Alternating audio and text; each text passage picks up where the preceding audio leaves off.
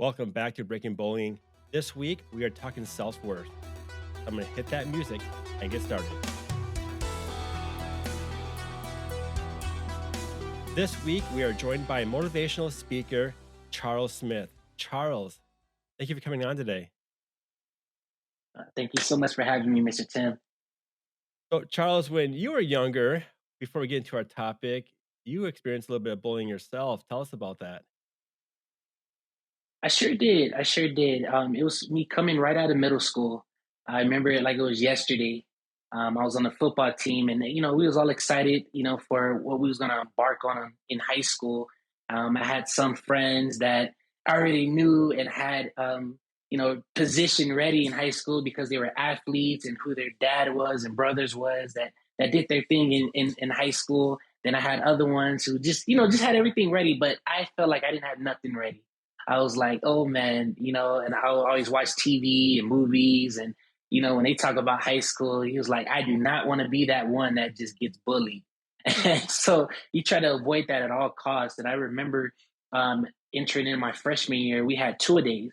And basically with the two-a-days, that was our time of just prepping for the football season. So we'll come during the summer and work out in the morning and work out also in the afternoon.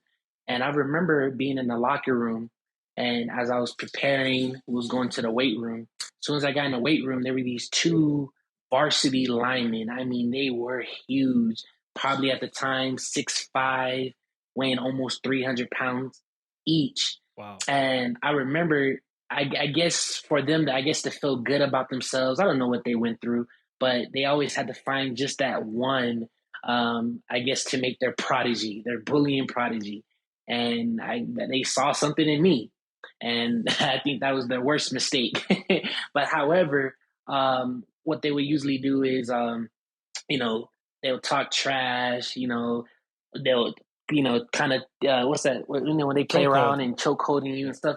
Yeah, doing all that kind of stuff like that. And at the time, I was going with it because I was like, hey, I fitted in. They must like me for a reason. But I quickly got to the understanding that that was the wrong type of way to, create that friendship that I did not want at the time. So I remember one time I was in the weight room, and I was lifting weights, and they were spotting me. One of them was spotting me, and I accidentally dropped one of the weight. I think I had 45 pounds on me, and I was very scrawny at the time. So I dropped the weight on one of their foot. And he stops, and everybody's like, oh, what I said, what did I just do? He was like, you know what? You saw what you just did there. He said, I want you to kiss my toe. And everybody's just looking like, yeah, you better kiss his toe. I said, I'm not about to kiss your toe. So I moved the weight off him, and he said, no, kiss my toe. I said, I'm not about to kiss your toe. So moving forward, I guess after that incident, they just thought that, oh, well, since he didn't kiss my toe, he must think he's more than himself, or he thinks highly of himself. So we're going to pick on him. So they would continuously pick on me until one day I was in the locker room and I had my last straw. I said, you know what? If I'm going to make it in high school, I don't want to utilize this as how I made it, being picked on or being bullied and giving other people opportunity to do the same thing. So I stopped it right there, and I said, you know what, man, I'm really getting tired of this. I said, I did apologize for dropping the weight on your foot, but it seems like this apology wasn't enough. So I said, what I'm going to do is I'm going to call one of my family members, one of my cousins. He's 6'2", like a big brother to me. And I said, I'm going to have him deal with you. And I said it just like that. And it was like, oh, okay. And they thought I was playing. So the next day, they was about to do their thing, trying to pick on me. So after practice, I had my cousin come to the back, and I introduced him. I said, hey, you remember this was the cousin I was talking about? And they got silent. And I left it right there. He introduced himself, and that was it. I didn't want it to escalate more than what it was, but I wanted to make a statement, a sound statement, to know that whatever I say, I mean. And if we continue on, then it'll be worse, then and it'll escalate than what it should be. So I feel like right at that point when I made up in my mind that, a lot of times I feel like when we get to the point where we feel like we don't have no control in the situation, we'll utilize that situation to continue to keep bullying because we feel like we don't have no power, we don't have no voice. But I feel like when you make that change in your mind immediately before it even happens, even if you have to do something like, hey, you know what, I'm gonna have my dad who's a sheriff come, something that just sparks like, hey, I am not the one to mess with. And before this goes any further, I would advise you to listen to what I just told you. So nothing else has to happen. And unfortunately, that was the case. It didn't have to escalate. They got the message right then and there, and I was able to be able to navigate through my high school without having to be the one who always got bullied. I was able to be a leader and not a follower. So I felt like that was an awesome situation that I encountered that really grew me to the man that I am today. I love it. And what's cool, well, I'm gonna back up here. How long did that last for? Did those linemen pick on you for? Honestly, that it didn't even. I would say it was just during the tour days. So the summer before us going to school for school to start, I was able to nip it in just like that. So I didn't have to worry about that. And actually, they actually turned into friends instead of enemies. So we Nice. became good friends. They started talking to me. It was weird at first, like, man, you just picking on me, and now we're friends. But at the end of the day, I think they saw value that, hey, man, this guy's the truth, and we're better. Um, it's better to be friends than enemies. So it was a cool situation, I think. Talking about self-worth, how does knowing your self-worth affect your physical appearance and emotional, yeah, and your emotional and your emotional well-being and I'm gonna cut that back out. I see this is No this problem. is this is the joy of my podcast. This is why I don't go live. And how does it affect your emotional well-being? Got you. So, Mr. Tim, I would say I think that's a very profound question that you mentioned. Is so as a motivational speaker, one thing that I'm talking about is rebooting my way of thinking. I always give this scenario, as you see behind me, the power button. A lot of times we see this power button and we're expecting that with this power button, we want to see a change. So let's say if I push in my vehicles, I have push to start. So when I push the start button, I know that after I push, the changes, my car is going to turn on. So with that same scenario, even if you just turn on the TV or whatever the case is that has a power button, you know that something has to change on the other side. But it's ironic because when it comes to our mentality way of thinking, we don't talk about, hey, you know what? Hold on. Let me pause in life and let me reboot my mind. Nobody says that. The only time we use reboot is when, let's say, something goes out, oh, my phone's not working. And somebody says, you know what? No, you don't need another phone. You don't need to take the battery out. All you need to do is turn off and turn back on. Oh, the software is not updating properly. Well, turn your phone off and turn it back on. But when it comes to our mentality, we don't do that. And when I'm talking to different people and sharing this, I'm like, you know what? In order for you to understand the value that you have in self worth, it must come to a point that you realize your identity, understanding who you are, reintroducing yourself to self.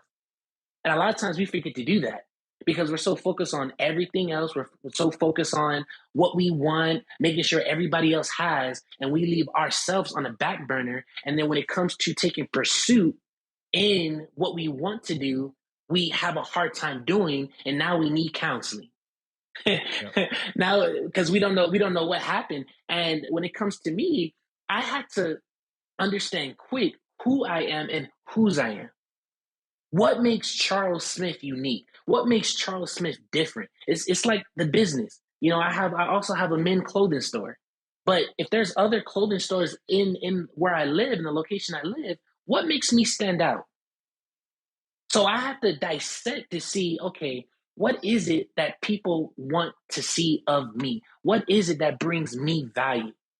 And oftentimes it's just as simple as looking at yourself in the mirror. And I feel like when you get to the point where you understand your identity and you really, really get to know who you are, then it's easier to navigate in confidence, knowing that, hey, I know that things is going to come. I know that I'm gonna face trauma. I know I'm gonna face triumph. However, all I need is the strength to endure. As long as I can endure, hey, that's all I need. And that all that came was just understanding who I am, building my own self confidence. So I would say that I would say that to answer your question, just really reintroducing yourself to yourself and getting to know you before you conquer the world. What are some things you can do to reintroduce yourself? Because I think to myself, like when I was, 14 years old, being picked on constantly, I'll look in the mirror and see a loser because that's what I'm being told every on a daily basis. So, like, how do you get like, how do you talk to like a kid to change your mindset about that? Like, no, you're not a loser. You have more value than this. Just because someone doesn't see value in you, you have this going for you. You have that going for you. I guess as a parent, how do you say that to a kid, It, or how? it's easier. I would say this. It's so easy for us to identify a weakness that people can point out. A lot of times, I feel, and in my in a time of me getting bullied, I felt like people pick on you because that they feel like that's all they have for them to be seen. Sometimes, no matter no whatever their drama or trauma was, they have not found a way to cope with it. And it could be that the reason why they're taking it out on you is because they're probably still getting bullied. It could be by their parents. It could be by words. It could just be by life, period. You're seeing how other people are striving and you're still in the same predicament. But it all starts with you. My father always told me it's not how you react to a thing, it's how you respond. So if I change the way that I respond to what you're doing to me, what does it do? It causes you to think like, oh man, I was hoping that if I said this, I pushed the button. I was hoping that you get mad. I was hoping that you react because that's what I want out of you. But if I respond in love, oh, that changes the whole scenario. You're like, what? It's almost like I got the cooties. And I would feel like I would feel like if I was supposed to be talking to my daughter, I would say, well, first of all, stop identifying and magnifying your weaknesses. Let's see your strengths. What are you good at? Oh, well, baby, you're smart. Baby, you pay attention to things. Baby, you're very active. You're athletic, baby. You're easy to talk to, baby. You just know all the right things to say.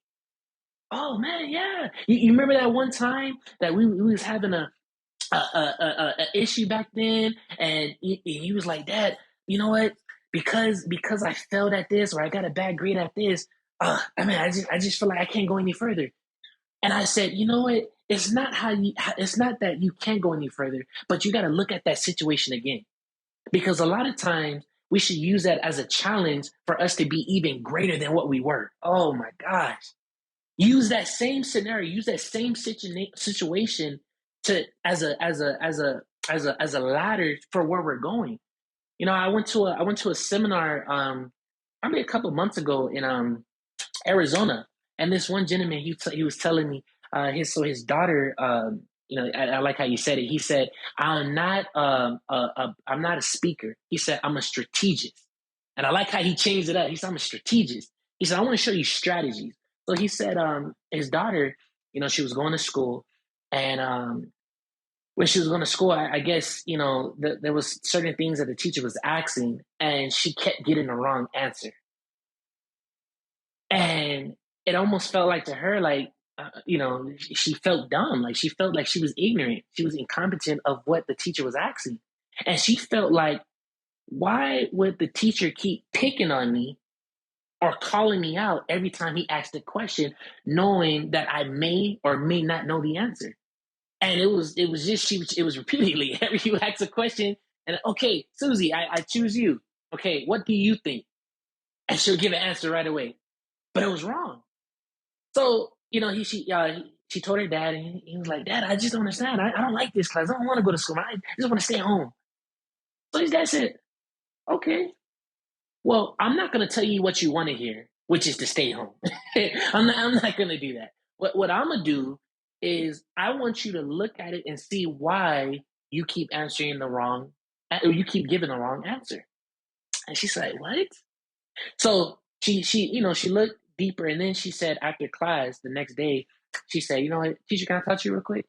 And he's like, "Yeah, what's going on, Susie?" He said, "I noticed that every time you ask a question and you choose me, I give a wrong answer." I love this. He said, "It's not, Susie, it's not that you give the wrong answer. It's because I see you so intellectual. I want you to profound on the answer." Oh, so she was like, "Oh my God, so you mean I've been given the right answer all this whole time?" He said, "Yes, but I want you to go deeper because anybody could have gave that answer, but there's something that I want you to dig in deeper to see why is that the answer." Wow. See, stuff like that, when you have somebody that's very direct, that challenges you to be better, I feel like it takes your way of thinking to a whole nother level and a whole nother place. And sometimes I feel like when you're talking about what would I say to my kid, sometimes we need to get to the point not giving them the words that they want to hear at the time. Sometimes we have to give them to them cut and dry for them to see it in another view. Because when they enter life, come on, Mr. Tim, as we know it, life is only getting harder. They're not making anything easy. I hate the mentality that we're always giving people the easy route. Yes. You're a loser. You're a loser. You're a loser, and you just expecting that's it. That's it, and that's all. And then we wonder why 10 years from now they're shooting up another Walmart. They're causing chaos in the city because they have no other way to release than what they know up here or what they've been programmed to know. But I feel like if you start right then and there and say you're a loser, you are what you say you are. If that's what you believe, well, that's what you are. But however, right here and today, especially under this roof, you're not going to be a loser. We're instead of you being a loser, we're going to be a winner because being a loser is easy. Being a loser is very easy. But when someone challenges you to win, and then not only challenges you, but helps create the blueprint for you to win, give you the necessary tools to win. Oh man, that changes everything. But see, what happens is the other people don't want to be accountable. See, I'm accountable. I want to be accountable to my daughter. I want to be in my daughter's life. I want her to let her know that anything that you want to do or you desire to do, you can do it. If you need assistance, I'm gonna help you. I'm also gonna make sure that my life doesn't stop because you're here. I'm gonna continue to chase after my dream, so you know there is no limits for you to chase yours. Ah, man. Man, Mr. Tim, I could go on and on and Yeah. on, but I truly believe right then and there, that's it. So, Charles, what type of habits can I start helping my kids get into to keep their mind telling them or to keep their mind thinking positive about themselves? Because right now we have a problem with social media, TikTok, Instagram. They see, everybody wants to be famous these days. They want to look like this kid. They want to look like Logan Paul or his brother. What's his name? Jake Paul. You know, I say them just because they're the only two names I can think of in social media. Um, what can we tell our kids that's not really what reality is? You don't have to become them to be to feel like them. That's what I'm trying to say. What's your advice for parents? That I would say, um, so one of the things that I do when it comes to motivational speaking, I have a book out, and this book it's a daily affirmation, it's a journal, and it's also a workbook. It's three of them combined. And one thing I think that's an amazing habit is getting a routine of one speaking positivity, whatever that is. I remember one time when I got in trouble. One time, my dad said to write 100 times a day, "I will not steal." And I thought it was kind of crazy. I said, "Why am I writing this down 100 times daily?" I said, this is better than getting a whooping or anything else. But when I was writing it, I noticed I didn't see the method at the time, but I noticed later on in life, guess what? I stopped stealing. Stealing wasn't even in my vocabulary. And what am I saying that relates to this? Well, if we get our kids in a routine to speak daily affirmations, keep in mind, like I'm very, I'm a Christian man, and in the Bible it also says, not only so is a man thinketh, so is he. However, it also talks about that there is power in the tongue. So if I speak death, I'm just putting that in the atmosphere that death may come because I keep speaking it. But if I speak life, you know what? I am going to be successful. I am going to be a doctor. I am going to be a lawyer. I am going to be that football player. There's nothing wrong with being what you see, but it's what do you speak in the atmosphere to make that reality? It's just like losing weight. We all want the six pack, we all want the guns for the gun show, but a lot of us do not want to discipline ourselves or do the work required to look that way. Because we see it, it looks easy. Yeah. But when we can finally discipline our minds in the ways of, what are the successful people doing? Well, they're speaking positivity. You know what? They're doing their homework when they don't want to do a homework, when they would rather go play the video game. But they're doing their homework, they're studying, they're going to bed early, they're saving. Why is saving very important? When I get my allowance, I'm not gonna go spend it and go, buy up the whole store or buy a new pair of shoes. No, I'm gonna discipline myself in saving and putting that money away and watching my money work for me, because I feel like it's those little valuable lessons that we can teach now. So when they get older, they'll understand the value of credit, the value of saving, the value of working hard, the value of providing, and I feel like if you start those necessary tools like my father did me and my mother did me at an early age, then when I get older, I'm able to reciprocate and more for my family. Going back to this is going to be going back to kids in school. What's your advice for like comebacks? You have a bully in school who's constantly trying to bring you down. Kind of like where you had that lineman. You had those linemen picking on you, and you had your cousin step up for you. Um, what's your advice for these kids who don't have that cousin? They're getting picked on by a certain bully, but they want to stand up for themselves without, getting punched in the face. I'm gonna be realistic, because I and just say if I was put in that situation, I could say all kind of sweet words, Yeah. just what happened in that moment. But I would say at that time is like it all stems from your mind. If you do not have to take what you don't want to, okay, there's several ways that you can do it. I mean, you have principals, maybe adults that you can confide in, or tell your parents, right? But I feel like before you respond, I want responding in such a way where it will hurt them the most. Not physically punching them, not physically doing some damage or harm to them, but what other way? Because every bully has a weakness. So if you really want to get at them, just get at the weakness. What is something? Maybe they're hurting in school. Maybe their grades are going bad. And when they come at you, you say, "Hey, man, hey, I like to help. I like to tutor you. I like to use one of my strengths to help your weakness." It's going to catch them off guard, but guess what? They need you more than you need them. True. And I feel like if you find a way to respond to them, I mean, oh man, there's this movie. I don't know if you watched it. It was with Will Smith, where he changes into a bird. He's some spy. It's a spy movie, and Oh, he God. changes into a bird, and then that scientist, Yeah, I know what you're they had talking all about. I can't think of his name yeah. either. So he had all these mad scientists, and then this one scientist that was assigned to him, he always found ways to. It was like instead of killing them, he'll put them in a sticky gum. So they're still alive, but they're in a sticky gum. And I say that like he found a solution not to harm them, but to show them there's another way. And I feel like if we just get to the point to show them that there is another way, we don't always have to fight. We don't have to let's break the cycle today. Let's make the Yeah. change today. If it's because of your grades, man, or you need some assistance, I'm your guy. I can help you. I don't mind taking the time to tutor, but this bullying is not it. But in order to do that, that's when we as a people have to understand our identity and be true to ourselves. Who are we?